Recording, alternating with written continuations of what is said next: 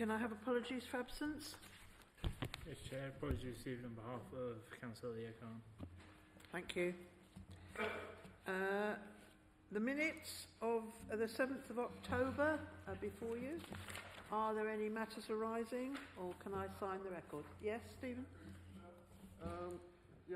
On page 6, where I raise the issue that it's sad to lose any trees, and they stated could not find any strategy for the number of street trees, or to do with the strategy for street trees that have been lost.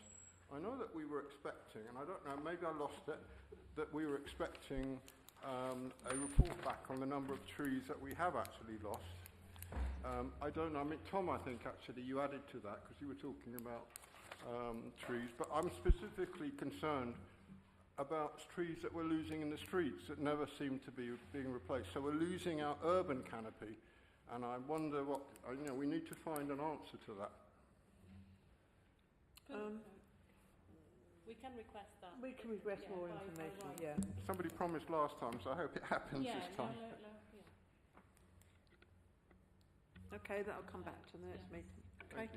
So can we do just a written response?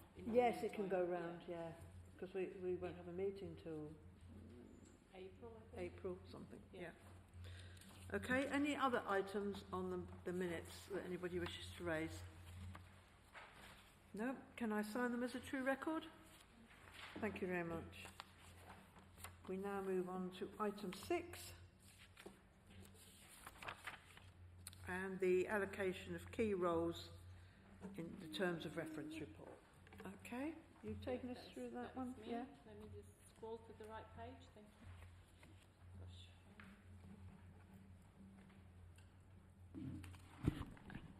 Thank you, Chair. So this is a short item.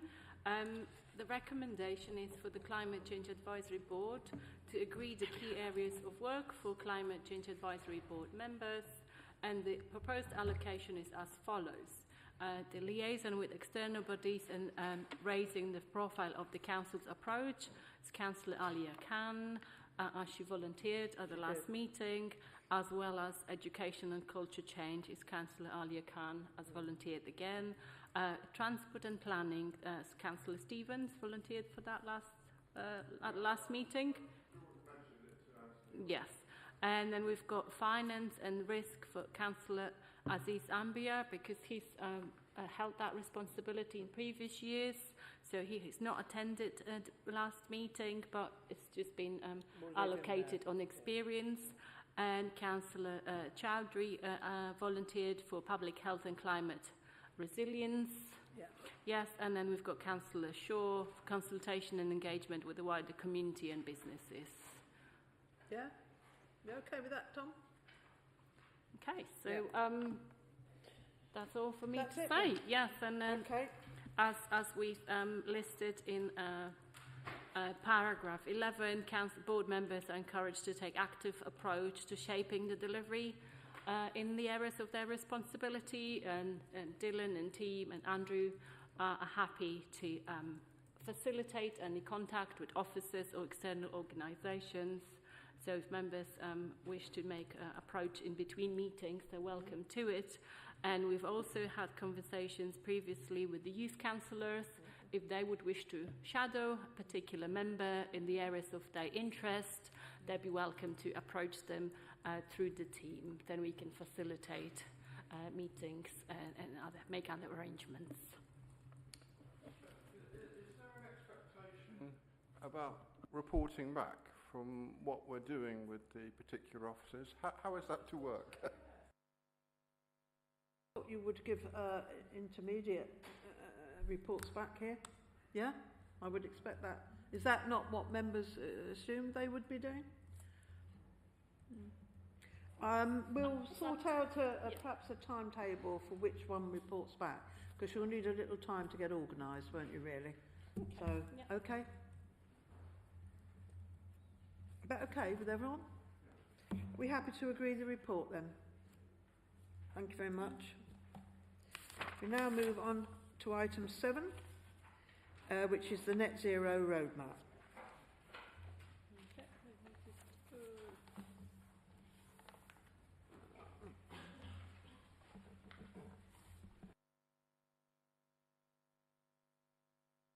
So it gives me great pleasure to report on the progress that we've made in implementing the Red Zero roadmap and progressing the action plan over the last year.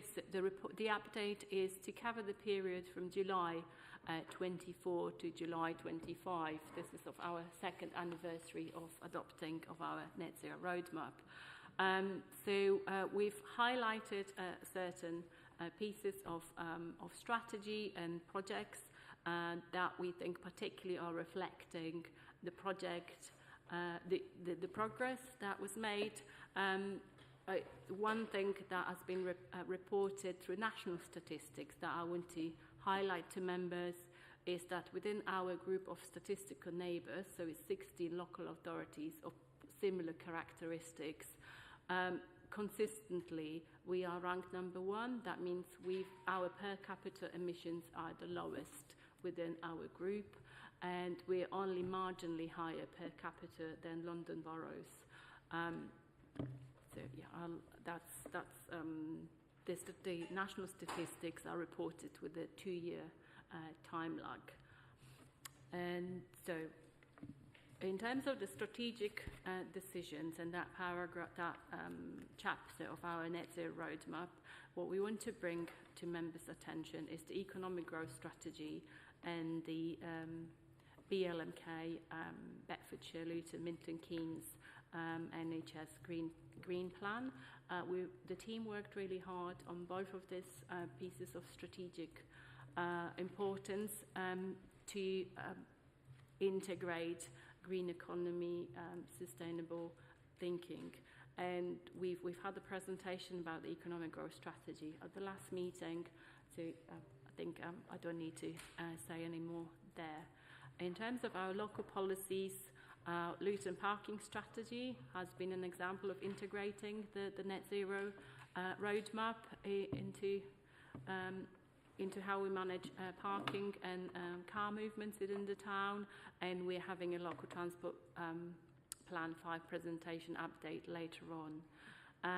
In terms of awareness raising, so we've published a community climate action guide, which members have seen before.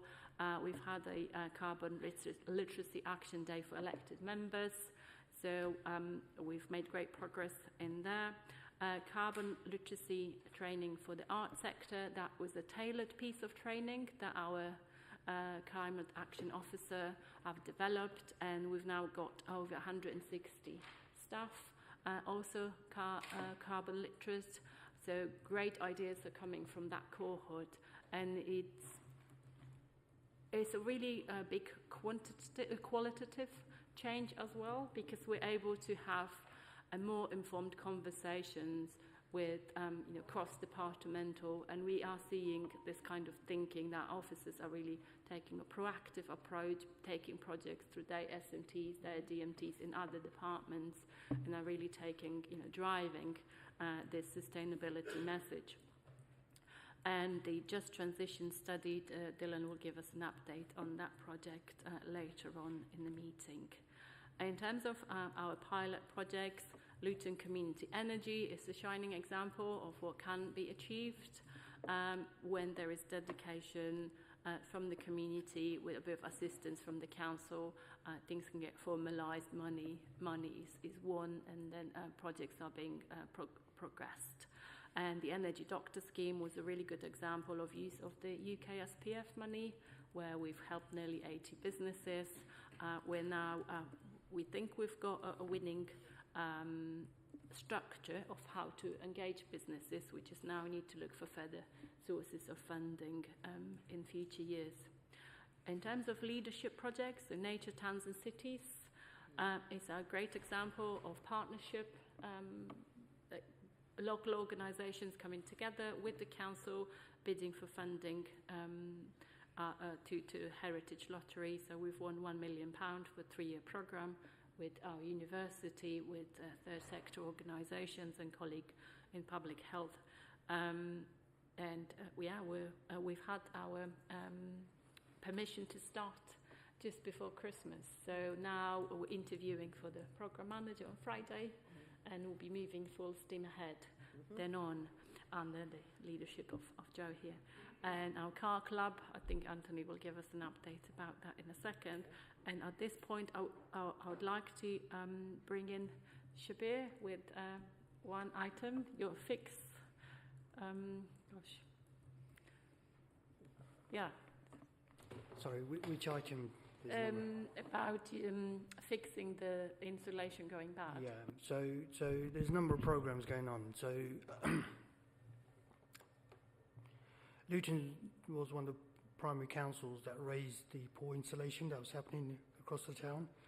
We were one of the lead councils in the country, identifying the poor quality insulation. The National Audit Office carried out a report, found over 23,000 poor installs carried out across the country. There's been further reports that came out. We're now working with Trustmark, who have launched a scheme called Find and Fix. They've identified just over 2,000 properties in Luton which have been written to by Ofgem. So we need to work with Trustmark for the residents to come forward and we can get these issues resolved. Some of the issues are just appalling. We've seen some severe damp and mould in properties that are impacting people's health and well-being, so we're trying to support them from a public health perspective. As you know, this wasn't a council programme, this was a programme delivered under the ECA4 scheme, National Grant Scheme and Great British Insulation Scheme. It had no involvement from councils. We were told to take a backline, sidestep, while this programme was delivered, but now unfortunately, many councils have to pick up the pieces where poor insulation has been taking place. And just to add, a couple of weeks ago, the government announced a £15 billion programme for energy efficiency measures. We're proposing to put a pilot study together and bid for about £1 million to sort of determine the next energy efficiency grant scheme that's going to come out, because at the moment there's no clear guidance what it's going to look like, how they're going to approach the homeowners, private rented sector, social housing. So it's still a bit in the air. So we are looking to propose something and bid for some of that funding. Thank you very much. And the detailed updates on the 100 or so lines of the action plans have also been appended to the report. So today is a bit of a dress rehearsal of this report. So I invite members to query, and we'll be giving a full update to full council. So the floor is yours for how we could improve the report. Where you need more detail, what should we highlight for you? Thank you. Quite a lot of detail in here, actually. Any questions from members? Yes, Stephen? Oh, okay, I'll come to you. All right. Stephen? Yeah.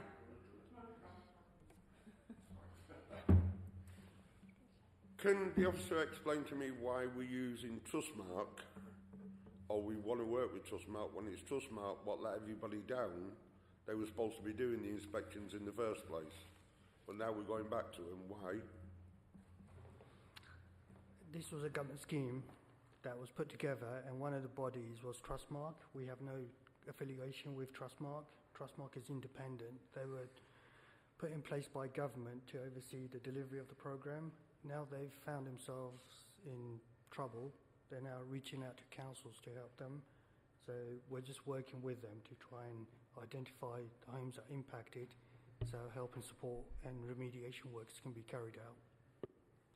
I'm sorry, Chair, but I'm not happy with that. You know, you've got Trustmark, the organisation what failed everybody, and now we're saying we're working in partnership with them again to try and put some of the stuff right they allowed to happen in the first place. That's the first part of that. I think we need to take that up nationally. The second one is, you mentioned you're putting a package together for the new government grant of 15 billion for the all the energy stuff. That the council is putting a package together.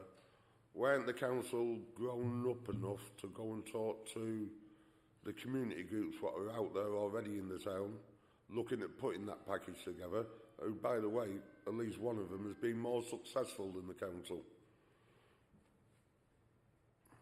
We're going to look at all options at the moment. It's just early stages. All we've heard is that the government may be putting out pilot projects that we can bid for.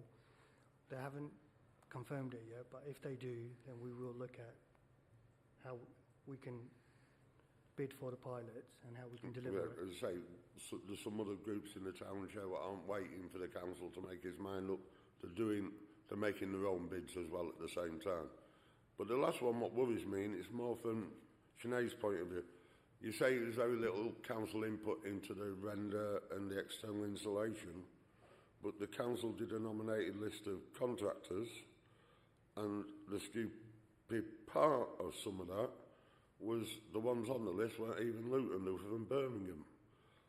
What inspection regime has been put into place, because there's still external installation and render going on in the town now? Completely unsatisfactory. I noticed one on Leicester Road yesterday where he's on a scaffold board between two fully extended frames, and that's how he was doing the render. What inspection regime are we put into place knowing that the problems are out there? Okay, so as this is delivered under the ECA4 scheme, which is a national government scheme, councils have no input to it. We've been asked not to carry out inspections. They've got other bodies that are carrying out all the inspections. We have highlighted all these issues to government, to Trustmark and all the affiliated bodies, and no one's listened to us, ignored all our warnings. Work is still progressing, but some of the work is remediation work, so we're not aware of what's going on because government never tells us anything, so it's difficult for us to go and inspect anything that we're not aware of. The building, under the current ECA4 scheme, external wall insulation works which are carried out are done through a competent person scheme, which is part of an accreditation body. So it's the accreditation bodies that are responsible and need to hold all the installers accountable for poor installations, along with Trustmark. You expect me to completely disagree with what's just been said, because I think we let people in Luton down badly. We didn't, the government did the way it did it, but also the inspection regime. My great worry now is there's 15 billion, say we get £1 million for solar energy on people's roofs in the town, and again there's no inspection regime put into place to make sure them batteries are being fitted properly, that the roofs aren't damaged when the work's being done, all that kind of. I suggest, rather than rely on Trustmark, an organisation what's already failed the people, that what we should be doing is talking to our MPs about, and if you work out, all it'll cost is 1.5% of the levy being paid to the council to employ more building control officers to inspect that work properly. And that's all it'll cost, 1.5% of the levy. If the levy is going to be, if the cost is going to be paid under the new way through the energy companies, then the energy companies, we should be talking to our MPs, must inform us of which houses have been done. Because at the moment, with the Eco4 external render, you don't find out till 6-9 months after the work's been complete that that property's been done. Because that's the way the system's been set up through Trustmark and the energy companies. We tried in Luton to get that changed, but because there was not a lot of support in Luton, we had to get support people like Grimsby and Lincolnshire County Council to actually support us nationally. Cat was at the conferences when we raised it with the ministers. I believe an opportunity is there now to make sure the next round we've all learned from, and that next round should be, it needs to be as little as that, 1.5% of the total grant given to the local authority, so the local authority can employ inspectors to go around and make sure the work's being done in an adequate manner.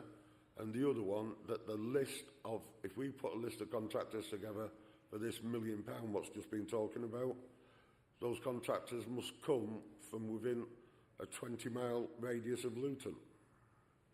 instead of Birmingham, Wolverhampton and other places. The last one, Tom, on our procurement rules. I'm not sure of where the position on that might be. But certainly we can take up the issue, I think, with the MPs about the inspection regime that you've raised. And we'll take the other bit away and have a check. From what I gather, there's not been the government haven't given us much detail on this yet. So it might be that we need to wait until we get some more information. Yeah? Is that? Yeah? Yes. Okay. So those two, but we'll take up the issue with the MPs, Tom. Okay. Anybody? Yes, Stephen, you had a question. Yes, I've got a few comments for later, I suppose. But my first one was under the leadership projects on page 23, item 12, little Roman numeral 1. That fund, I'm not quite sure how that fund is going to be used. It's a 3-year programme enhancing access to local green spaces. Is it also to be used for identifying new green spaces, which we could be I've found one myself, which I would like to take to the parks people, but I wondered if that fund could be used for that. Isn't that set up already? I'm happy to share with members, perhaps, once the programme manager will be in place, so perhaps, at the next meeting, we could give a bit more detail about the whole programme, because when we were applying to the National Lottery, we needed to give them quite a detailed idea how we're going to spend the money. So there's going to be a lot of money given to the University of Bedfordshire to do a community outreach. So I imagine, proposing new spaces or telling us about the small, corner pocket green spaces in their community, in their local areas that they find really dear, could be part of that outreach. Because we don't have a prescripted way of the engagement. It would probably it'd be very much tailored to the various communities, and the researchers are going to be informing that approach. So it's all well structured, and as I understand, the outreach would be based on the Talk, Listen, Change methodology that the university have applied before and is proven successful, because they were talking to various Muslim communities, Afro-Caribbean communities, British communities in these various locations in town. So yes, from where I sit at the moment, I think that could be an element that could be explored, but I think we'll give a lot more detail. I think we need to explain at the how next much meeting. It's been ring-fenced. And how much, and how much we've got some small pockets of flexibility, but I think that'll be useful. I think it'd be useful to bring that. Anything else? I've got comments, but I'll just take the questions. Yeah. No, take comments as well.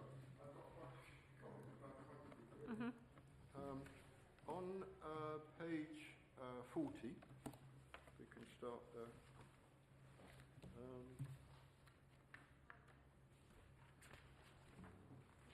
We're talking about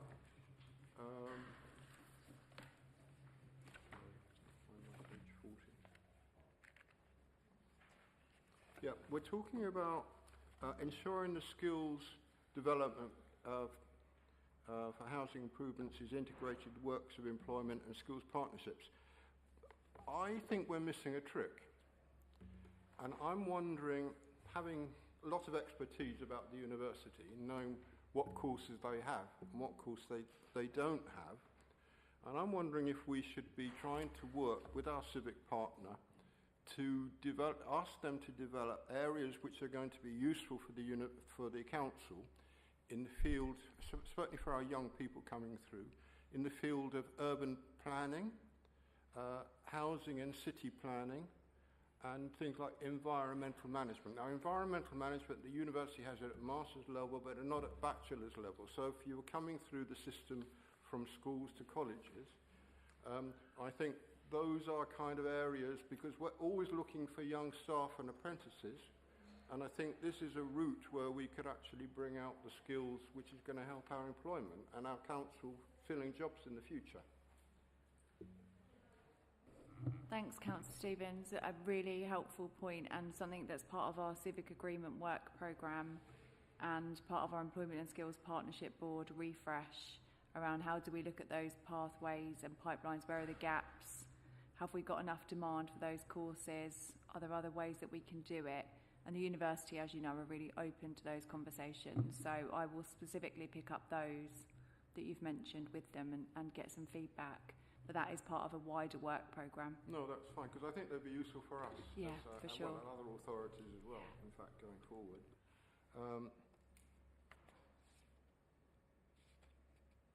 The next ones, I know I've already just touched on them, so I won't spend time on them because I've given the list to Anthony anyway. But on page 56, we're talking about charge points.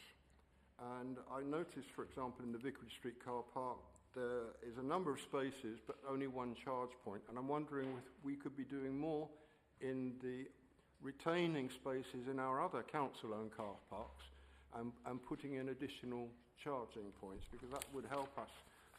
And it's not covered in the two areas you talked about earlier, I think, Anthony, but I think that might be something which would be useful. So people are queuing up for the one space, for example, in Vicarage Street car park. And I think it's an opportunity, perhaps, to speed things up for drivers. My next point was, I'm wondering, when we're issuing new licences for taxis, are we going to be asking for those taxis to be electric in future?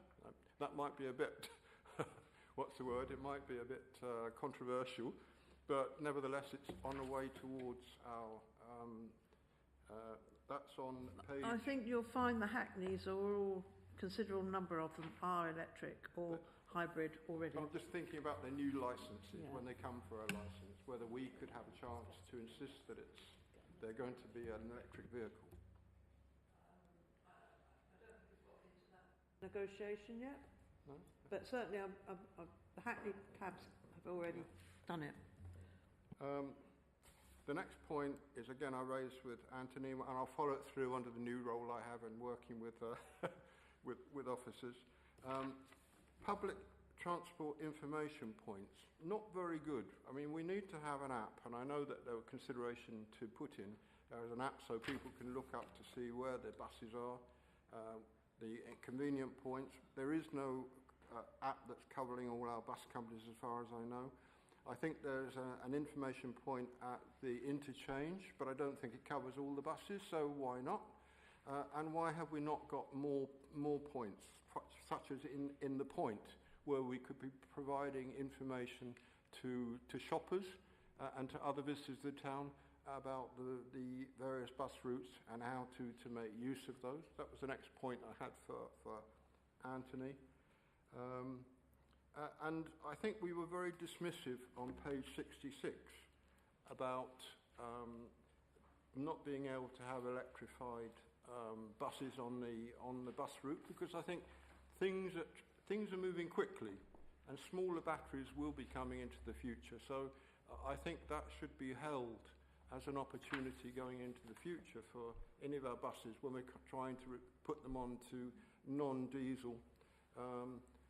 So that's something I would like to just to put into the equation. Thank you for that point, but we've had these discussions, and we're happy to keep it under revision, but we've not closed it, as you will see. We said ongoing and in progress, because, as you say, there is technological progress that does happen, but currently the conversations we had with the operators, we've just updated you here in the table that the current batteries are too heavy, and the busway was not constructed to take a load like that. Yeah. My next point was on page 74, and it was on allotment take-up. Now, I noticed at the top of Osborne Road, almost opposite the Beefeater, there are some allotments there. I think only one of them, perhaps, one of the allotments, I think, is perhaps being used. what are we really doing? We say that there's huge waiting lists, but I think most of those allotments are not being used. Is there the intention to wind those down, or is it just the fact that we haven't really put much effort into finding people to take those particular allotments? Find out about that? Yes, I don't have a ready update for that. We can bring one in, either written or just verbal. Thank you. My last point, and because it's kind of come up as one of the recommendations that's coming from the Nighttime Economy Task and Finish Group, on page 81 and 82, we're talking about carbon literacy training for councillors. Having undergone one of them, I think Tom was there and I think the chair was there as well. I haven't done all the work I should be doing, but I think there's an issue there.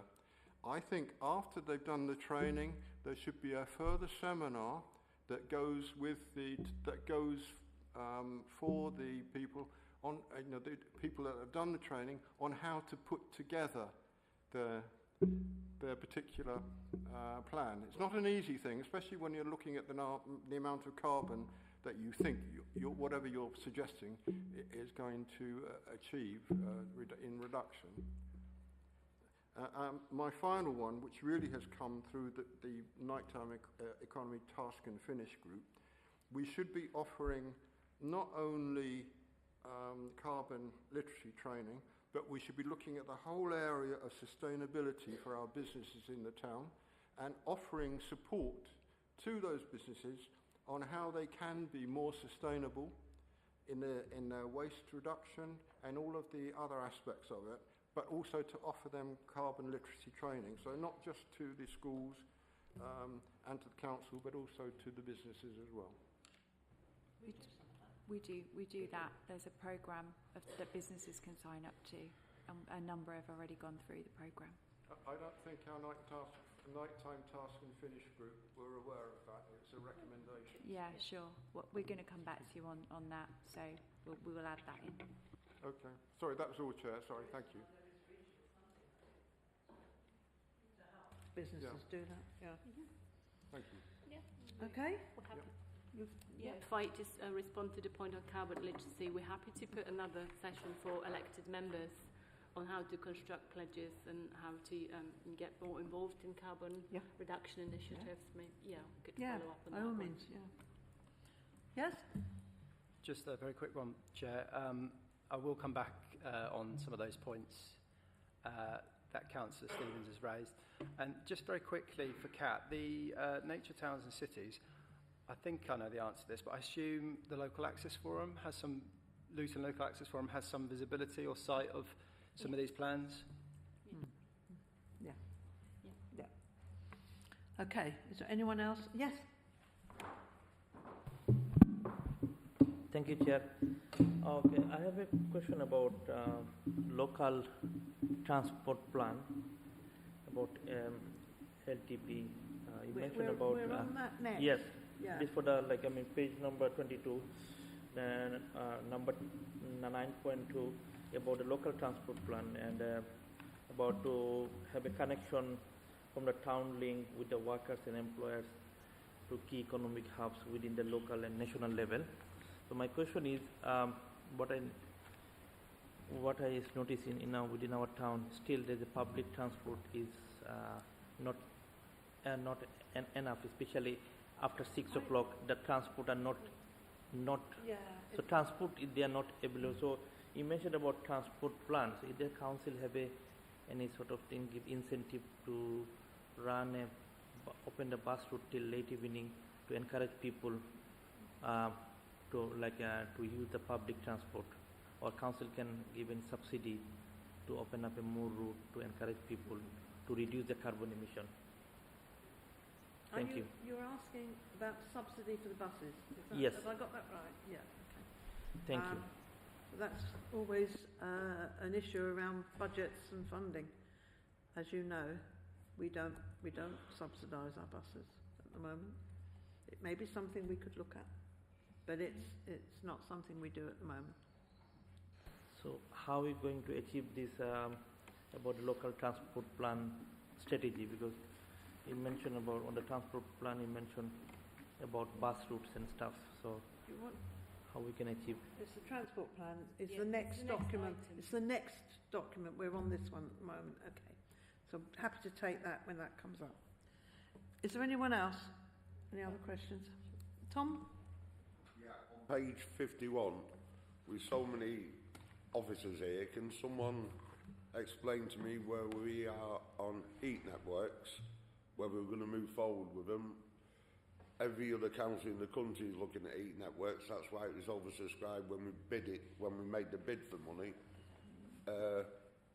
Luton Community Energy is actually looking at a small heat network through one of the people what's tendering as we're sat in here to work with Community Energy.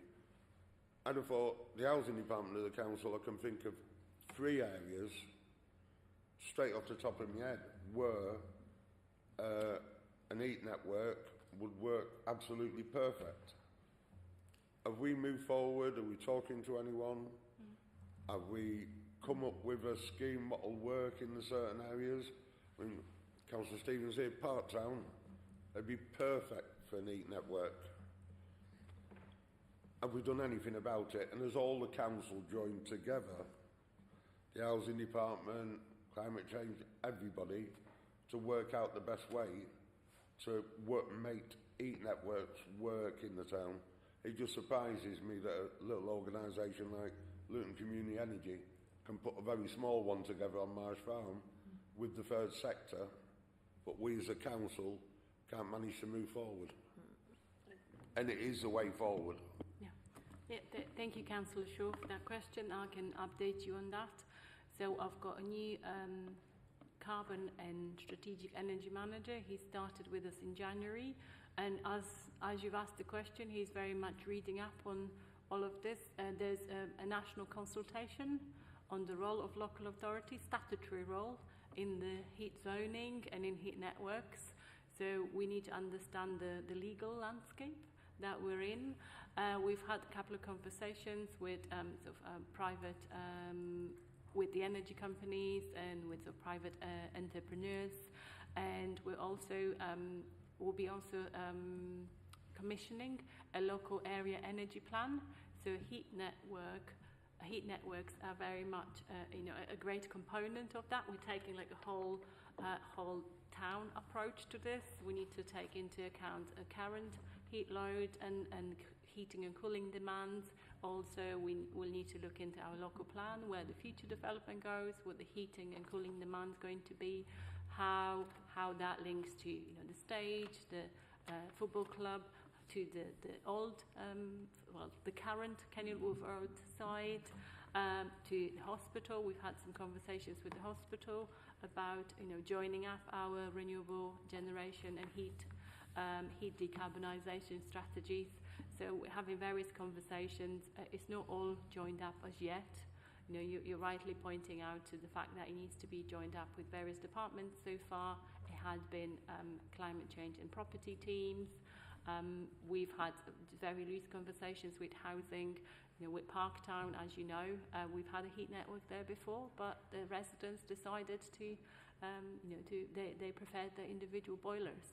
So once that technology maybe once that needs replacing, we could look into reinstating the heat network there, but that's a few years ahead. But it is on our agenda, but we're taking a cautious approach of understanding the legal aspects first, understanding the council's role in this development, and then looking at the bigger local area energy plan, and very much working with the national grid and the UK Power Network on that. Hang on a minute. I agree with a lot of what you said, but I disagree with some of it.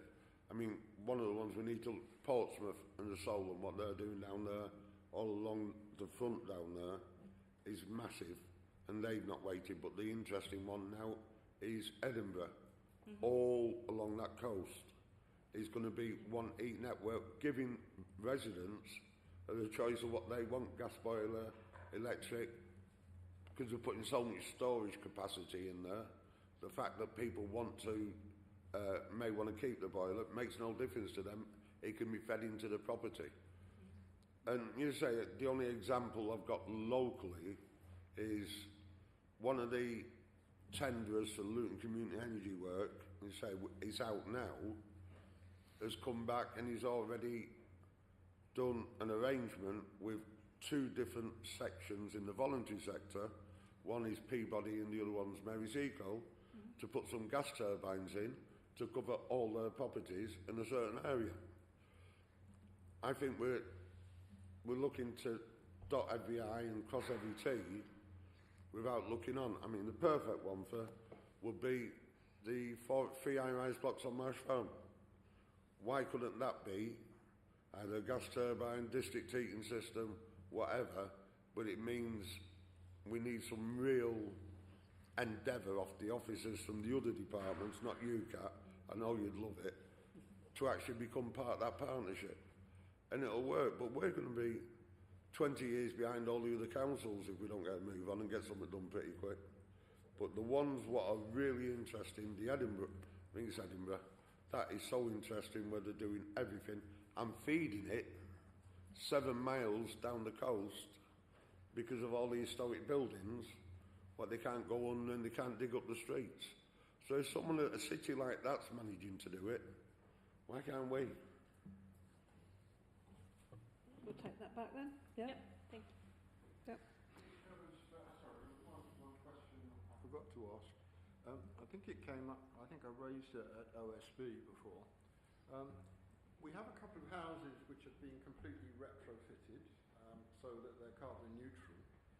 I did ask whether it was possible to look at some examples of other housing around the town, terraced housing, apartments, detached houses and semis, and to retrofit those as examples that could be shown to the members of the public on what you can do to save energy, to insulate your homes, and to reduce your carbon footprint.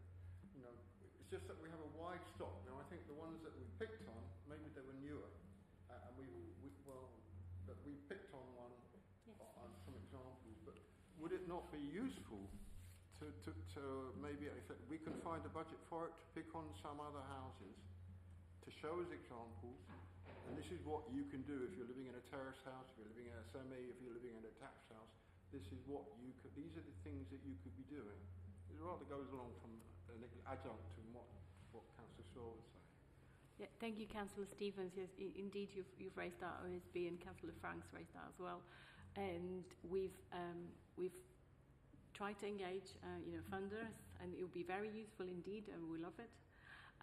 You hit the nail on the head there. Is down to funding. So we keep, if you know of any wonderful sources of funding that we can apply to have another show home, to retrofit different type of property, we'd love to hear from you. And as officers, we'll keep on the lookout for funding opportunities for that type of project. Okay, is there any more questions? Okay, are we happy to agree and endorse the progress report to date? Yeah, thank you. And we now move on to item 8, which is the local transport plan.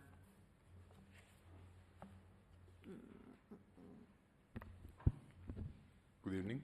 Can you hear me? Yeah. Okay. Thank you very much for giving me a little bit of space, and thank you, Chair, for giving me time a little bit to present and provide update. But before I start, I would like to thank Kat for her service and her very long-standing and contribution towards decarbonization of Luton. And this is like she made significant steps, and she even contributes to local transport plan. And personally, I would like to thank you for your service. Thank you very much. Because transport actually affects everyone, and everyone is concerned about transport. And everyone is actually involved in transport. So I decided to just give you a little bit more in detail update what we achieved so far. Last time, if you recalled, I provide update where we are, and so far we have been engaged with member of publics and various stakeholders, including councillors and various working groups, including Climate Change Board as well, just to gather those information, what actually Luton trying to achieve and what are the pain points. And we, through that process, over 1 year, we interview over 1,000 people. We had a really extensive stakeholder engagement. And essentially, we put that into local transport plan, which now become statutory, came to the phase where requires statutory consultation for 3 statutory consultees, which is Natural England, Historic England, and Environmental Agency.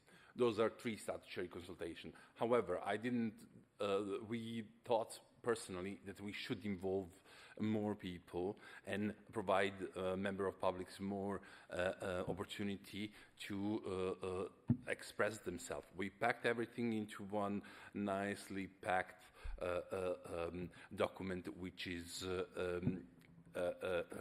written in plain English. However, it is supported by technical appendices, and it is supported by various documents, just in order to get right on a data. Also, it is supported by various data which we gather over those years. So what we did, we produced a mix of what stakeholders and people who lived in Luton, work in Luton, or visiting Luton once, and that's what we try to pack into one single document. So what we came today is actually to for you to acknowledge that we are on a statutory consultation, and I provide all information which are related to environment. And I have to say that we received first feedback from Natural England, and there is no feedback. And they are pretty much happy with what we done so far. And I'm really pleased, because what we focused is to put the people in the center of transport and design and plan for them. What that means? That means that we put the walking and cycling and wheeling in a center, which not only will reduce number of cars on the streets, it will also help decarbonization. And also what we did, we take into consideration accessibility of whole transport system, that every single person, regardless of age, disability, or anything, that they can be completely independent and confident to use the transport system. Now, we are doing various public events, various engagement events, such as this one, to gather last feedbacks if we missed something. And that's the reason why we appended so many documents, actually. And also, we produce, once again, a public survey where we ask people if that's what you ask us to do, or did we make a mistake, should we add something? And we produce something which could be used, something for to produce final documents where we actually collate every feedback which we receive during this consultation period, which we're going to end on 19th of February. And then we will amend this first draft and ask full council for submission. Thank you. Is there any questions? Obviously, I heard already. The plan. What we've all asked for at half a dozen meetings on the trot now is an impact assessment of how Luton will be affected by the A6 M1 link. None of us has seen that impact assessment yet. When are we going to see it so we know what action? I know planning permission was granted in 2019, but that planning permission, a lot of it can't happen with the big roundabout on the A6 unless they get some cooperation out of Luton. Why has that impact assessment not been passed on to councillors to have a look at it?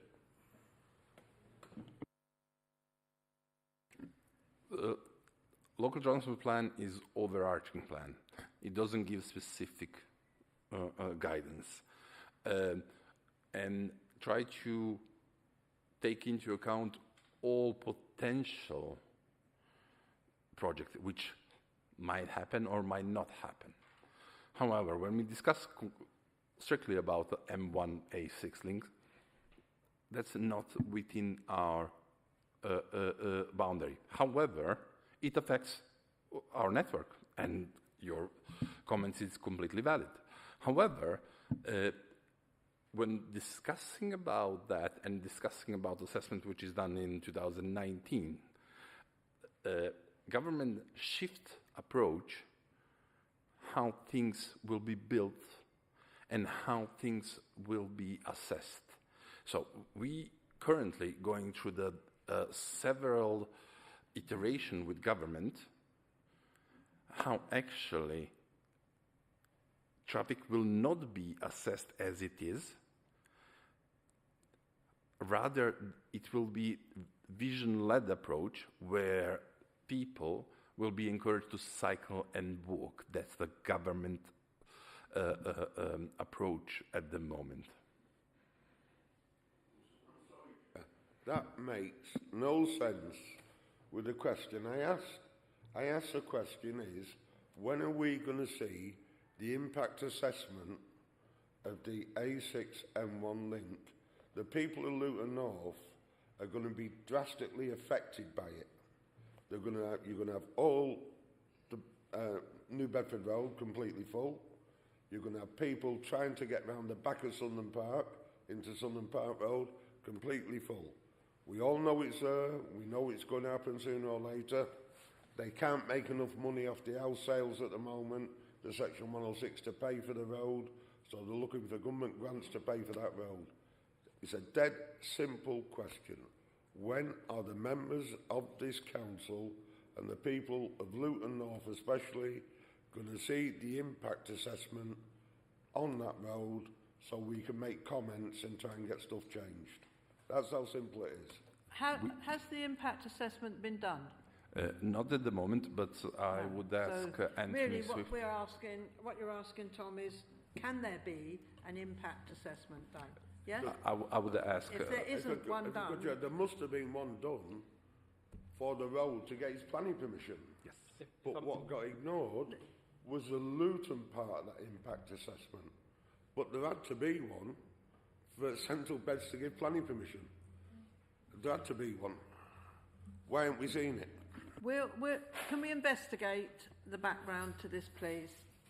Can we put that in the minutes? Mm-hmm. Yeah, bring it back. Yeah. Okay, anything else, Tom? No. Okay, yes. Thank you, Chair. Yes, so I'm going to follow up my previous question I mentioned slightly different way. On page 101, table number 1, you have mentioned support the financial viability of the service through the continued partnership working with public sector bodies and other operators. So how are you going to mention about the assessment to get this like funding? So how you ensure that you have enough funding to manage or to continue the route, bus route, evening time or throughout the town, that will allow to encourage people to use the bus service to avoid dependency on the car.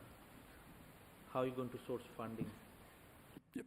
Thank you very much for your question, and I understand where you're coming from, and this is pretty much important thing that we understand how things will be financed. However, when you go to the page 86, there is a clear definition how projects will be funded, how initiatives will be funded, and what funds we can approach and use. On page 86, there is a funding and financing chapter in Local Transport Plan 5.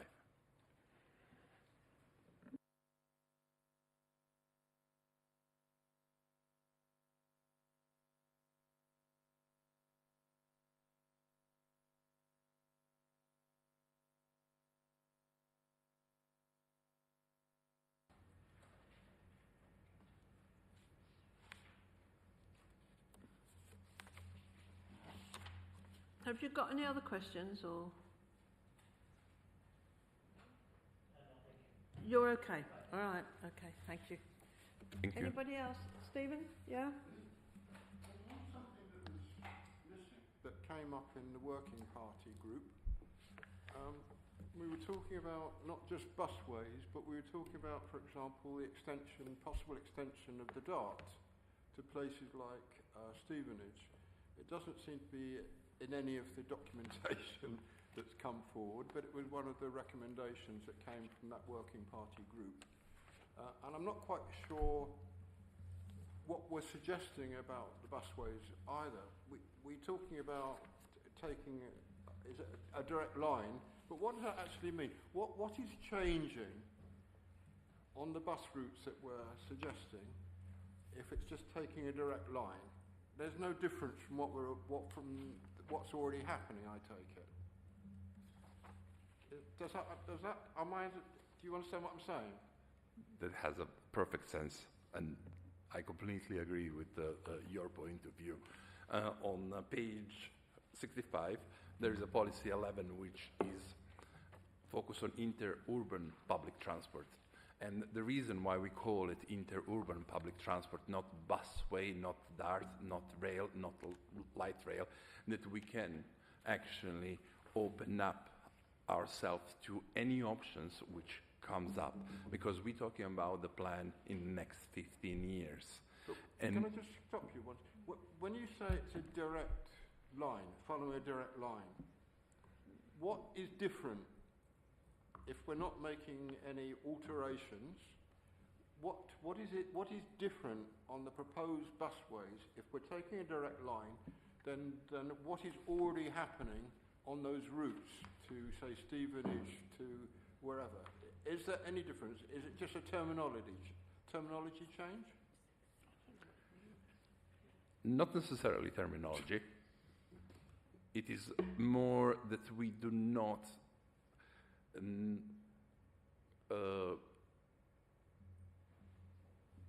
actually shrink down the number of options which we have. When we when we're discussing about direct options, we cannot predict if there is technical issues with the potential route, if there is a number of studies which needs to be done in order to confirm if there is a potential feasibility for something to be direct. Ideally, if you ask me personally, I would like it for public transport to go direct everywhere. However, in some instances, it's quite difficult. I will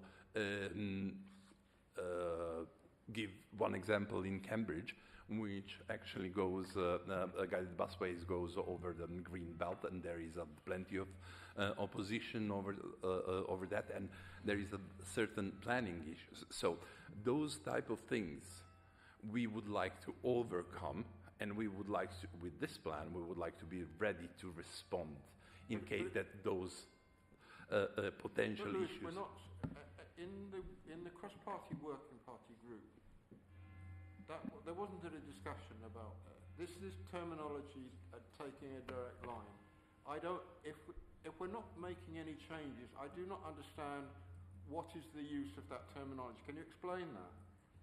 We're not looking to take over any green on most of those. We're not looking to take over any green belt land or anything else. It says that it means a direct line is using the current road system. So what is the difference? So why are we suggesting that? Why is that terminology coming in and suggesting something different? Let's face it, we would like to try to minimize amount of money which we need for certain changes. And yes, we would like to completely new tram system in Luton, but we don't have enough budget. However, what we can do, we can use existing infrastructure, such as, let's say, bus lanes, and if we have like a dual carriageway, let's say, between Hitchin and Luton, there is a dual carriageway. What if we use one lane only for buses? Or should we make completely different? And that's like a more going into details of certain projects. Again, I will reiterate, this is overarching document, and we would like to make broad statements that we can achieve either direct routes or certain changes. But the point is that we should improve transport and encourage people to use a public transport. 100%. I think, Chair, that we need further clarification on this because I think it's quite confusing. Chair, if I can respond.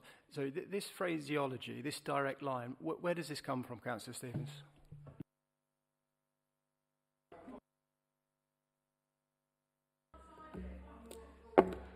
I had it earlier, but I can't remember. But it was So just something about a direct. Perhaps just whilst Councillor Stevens finds that, just so we can put this one to bed, because I don't know what you're referring to. I made copious notes on what yeah, I needed. When I got to that bit, I seemed it's neither in the document or the paper, but happy to be proved wrong. I will go away and find it. Yeah, thank you. Appreciate that. And if and I will take it up with you directly. Thanks, Councillor. Yeah. And if I may, Chair, just very quickly, just to round this one up, the comments earlier regarding the M126 link road, just to build on what Denny was saying, whilst it isn't appropriate for a long-term policy framework to be undertaking detailed transport impact assessments, such as that, what we are going to suggest through the work on the local plan is that the cumulative impact, including that of the proposed M126 link road, is modelled properly, is assessed. That is, it is not typical to develop a long-term transport plan and undertake, whilst there is a need to undertake, develop supporting evidence, we wouldn't typically build a transport model to quantify those types of impacts. So what we are going to suggest is, as part of the work we are supporting our colleagues in planning policy, is understanding the cumulative impact of the network with growth, plus those schemes that are likely to be brought forward. So that's one thing just to mention.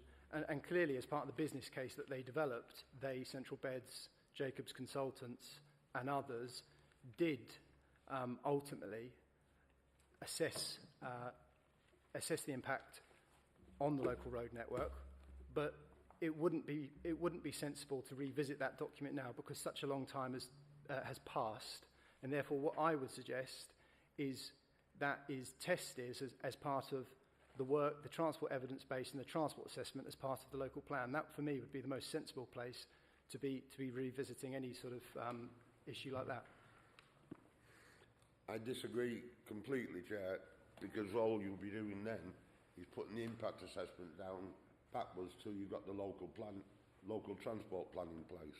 If Central Beds could, well, they're already marketing some of the land, to try and get the money together to build the roundabouts and the road and everything else. So by the time you've done the local plan, they could have the money together to do what they've already indicated on the drawings now. My view is what they've indicated on the drawings is totally inadequate for Luton. And certainly adequate for Turnpike Drive, Barnfield, all that area. So why can we not get an impact assessment on what's on the plans now, so we can open discussions about what we want in Luton when Central Beds are going to get all the benefit of that road? And my view is if you leave it till the local transport plan's adopted and everything else, it'll just be too late to have any influence at all on what happens on the Luton side of that roundabout. And what worries me even more on the original plan is, I think they call it the Gateway up by the water tower on Marsh Farm. That would have a massive, massive impact on Marsh Farm if you're fetching a couple of thousand cars a day through Marsh Farm. We see no impact assessment on it. It's down on the drawings, but as a council, Luton Council, we should be putting... I tell you what I'd do. I'd plant a big row of rare plants all along that bank where the water tower is, so they couldn't touch it. But at the moment, we have got no impact assessment, especially from Marsh Farm and from Barnfield and that area, and we need it badly. Sunderland Park as well is going to be badly affected. There's already effects in Sunderland Park with the church, because that's going to be cut off from his congregation. We've seen no impact assessment on it. And I'd like to see one on the existing drawings, not what may come in the future.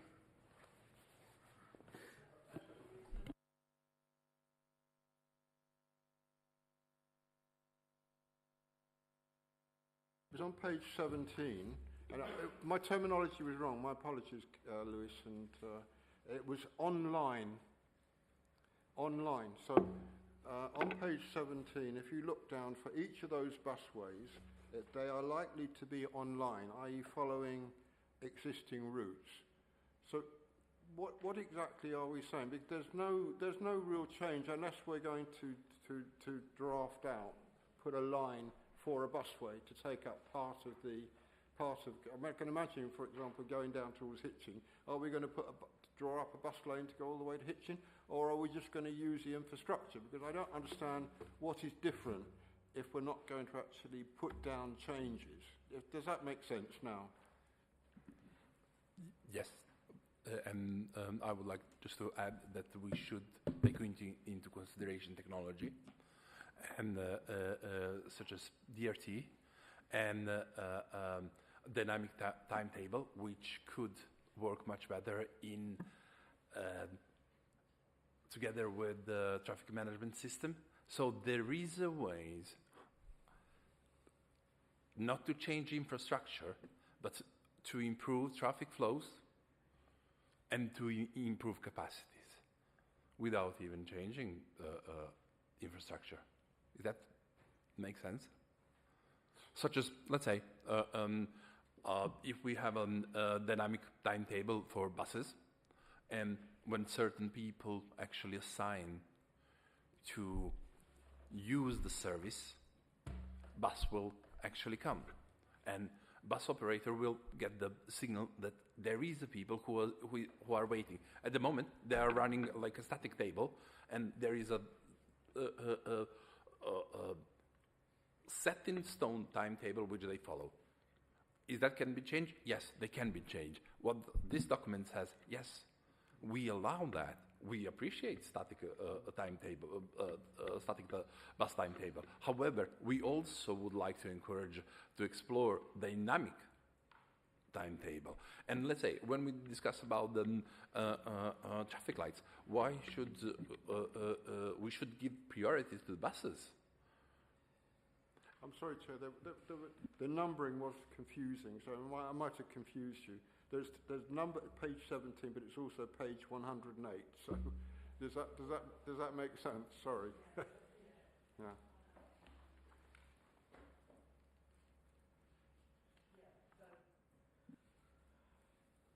So I'm still not clear exactly what you're asking. Well, yeah, I'm just asking.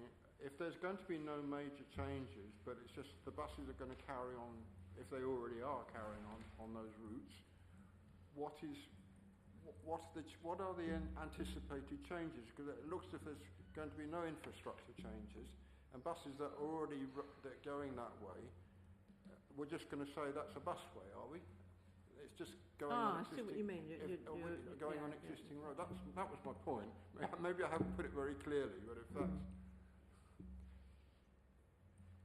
I know there's been discussions at regional level about how we all work together on extending busways, but as there's very little money, it's a long-term objective, I think, and unless the government fund it, I don't suppose it would move at all, to be frank, because none of the councils will have the kind of money you need to do those extensions. So they're national infrastructure projects that I think the organisations like England's Economic Heartland have got in their overall programme, because that's what goes to government. And I think what we're doing is saying, if that happens, we'll work with them on it. Chair, if I may add, that we developed this local plan together with our local, our neighbouring authorities, and we align our local plans in order to allow actually in the future for those type of projects. Thank you. If there's ever a chance for extensions, I think that's what that's doing. No, I didn't get an answer about what happened about the recommendation about the DART and its extension. That came across through the cross-party working group as an extension to go beyond London Luton Airport and obviously to make a connection towards Hitchin. It seems to not be included in anything now. Have we decided not to go ahead with it? In the last 5 years, we've seen like a lot of changes and a lot of things happened in 5 years. What we try to do with this plan to be absolutely flexible. So we didn't say yes, we didn't say no, but if opportunity arises, we will be more than happy to explore those avenues. Okay. Anybody else? Yes. Thank you, Chair. In regards to page 122 about reduced CO2 emission, so my question is regarding EV charge. Does the council have any plan to have a more EV charging point across the town, or do you have any funding? Thank you. Thank you, Councillor. Yes, we are currently working on a tender to go out and partner with a charge point operator to deliver over 300 or so charge points over the next 5 years. And there's more sort of tactical investment happening at some of our council-owned housing sites, some charging planned at the Kingsway Depot too, and we took a paper fairly recently to overview and scrutiny, which set some of this out in quite a lot of detail. So there are plans which are currently happening at the moment to increase the number of EV charge points across the town. Okay, thank you. Is there anyone else? No? Okay. What are we being asked to do? There's several recommendations there. Are members happy to support all of them? Yeah. Okay, thank you very much. Thank you. No, that will be minuted, Tom. Okay. Thank you, Chair. Fleet carbonisation and management plan. Take that. Okay, thank you. Thank you. My name is Milana Mataska. I'm a graduate trainee and reporting officer for this plan. So the paper would like the board to know the development of the Council's emerging fleet decarbonisation and management plan, giving the board an opportunity to provide feedback on the key priorities. So for background purposes, in response to the UK government commitment to net zero by 2050 and the planned phase out of petrol and diesel vehicles by 2035, the Council has committed to becoming a net zero town by 2040, decarbonising transport emissions, including those from the Council's own vehicle fleet, is a key part of achieving that ambition, which has been recognised through both the Climate Change Roadmap and the Local Transport Plan 5. The plan will provide a long-term framework for managing and decarbonising the Council's fleet, ensuring it remains safe, reliable and cost-effective, as well as environmentally sustainable, whilst continuing to support essential frontline services. To support this work, the Council has commissioned the Energy Saving Trust to provide specialist advice which will inform the vehicle transition pathway to electric vehicles and infrastructure planning needed to reach the net zero target. From a climate change perspective, the plan is a critical component of reducing the Council's operational emissions, including key themes of relevance mentioned in the paper, such as fleet decarbonisation and infrastructure readiness, ensuring value for money alongside carbon reduction, improving vehicle utilisation to reduce mileage and emissions, and embedding safety, compliance and strong governance, as well as reporting arrangements. Myself and Andy will be happy to answer questions. Thank you very much. Thank you. Are there any questions? No questions from anybody? We happy to agree the recommendation? Thank you very much. And the next one is item 10, the Fair Transition Study Report. Thank you, Chair. This briefing sets out why the Just Transition Study is important for Luton and how it supports delivery of the Net Zero Roadmap to 2040. We are already clear on the technical challenges of net zero. What this study addresses is the social challenge, how people experience that transition and whether they can participate in it. The evidence is clear, and the research in Luton reinforces that different communities start from different places.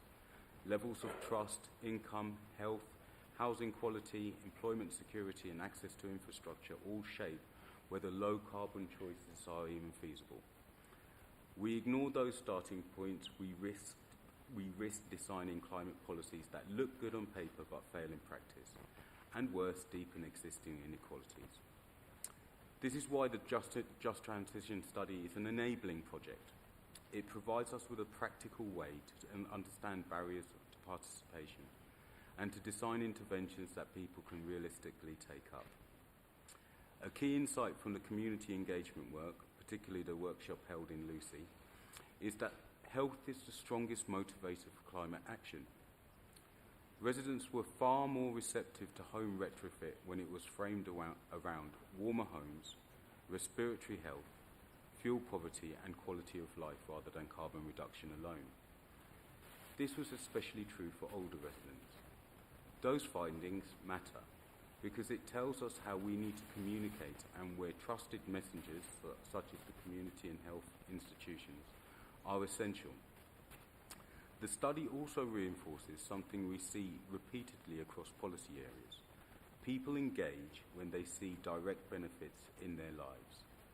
A just transition is not only about asking communities to make sacrifices for abstract global goals.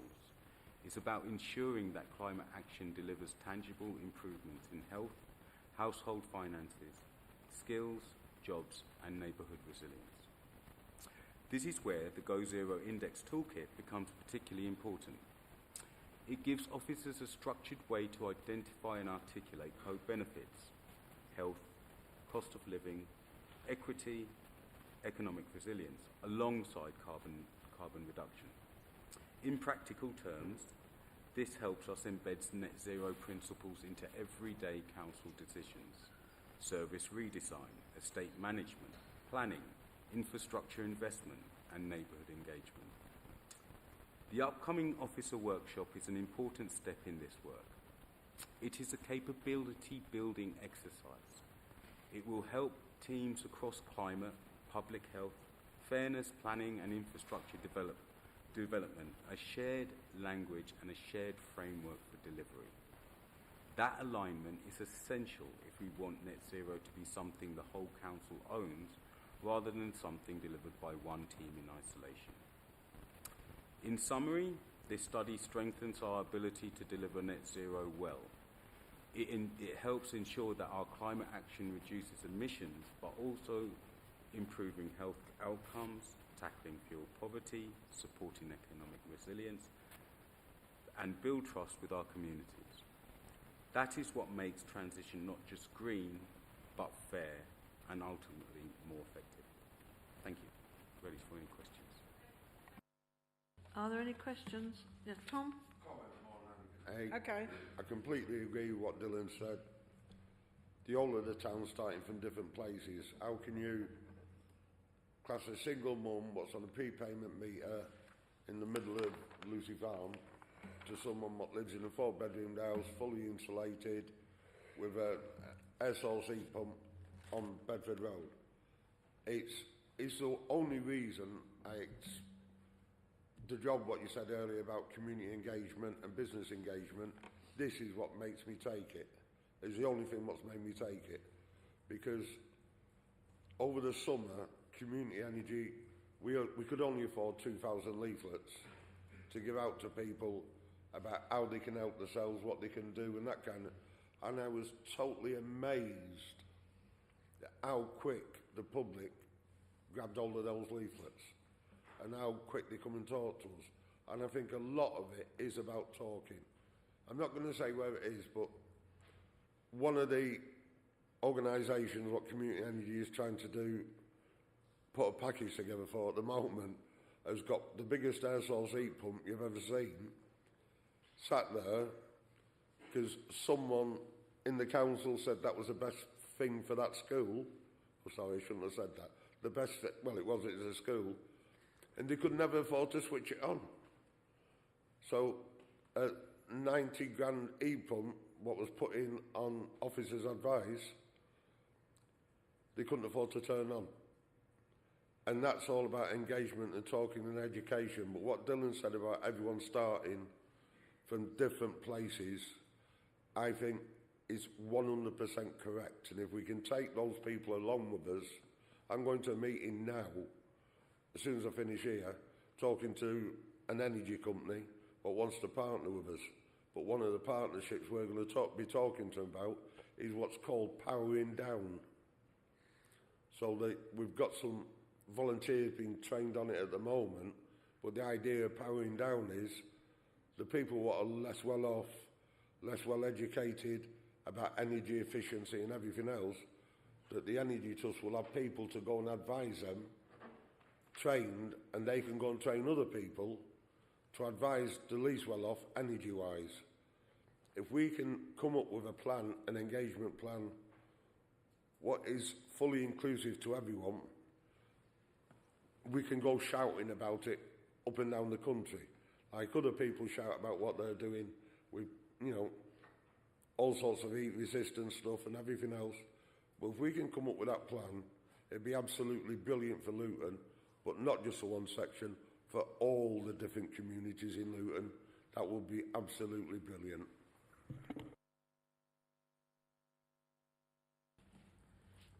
Are we happy to go with the recommendation? Thank you very much. And we're now at the last report, I think, which is the work programme, yeah? It is, so that's me. So for the next meeting, that will be, so I've just scrolled, on the 26th. Oh, gosh. 28th of April.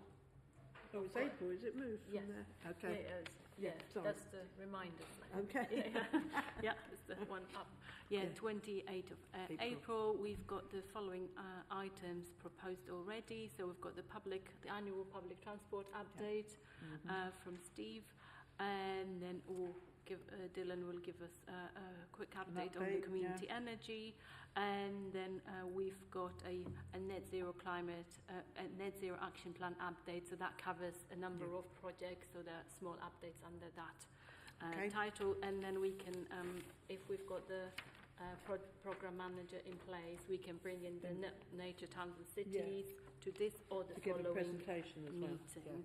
And we also have a potential item of a local plan evidence studies on climate change and green infrastructure, but that will most likely be to the July following meeting. Everybody okay with that? Yeah. Fine. Okay, we're at the end of the agenda. Thank you for attending. Yes, I just want to say again goodbye, and we're very sorry to see you go, but I'm assuming you won't be popping back now. No? And we have a new officer who's joined us. I'm sorry, I don't... Joe. So Joe will be taking over for the next meeting. So I'd like to wish Kat all the best where you go. Thank you for all you did for us. Thank you. Yeah. Thank you.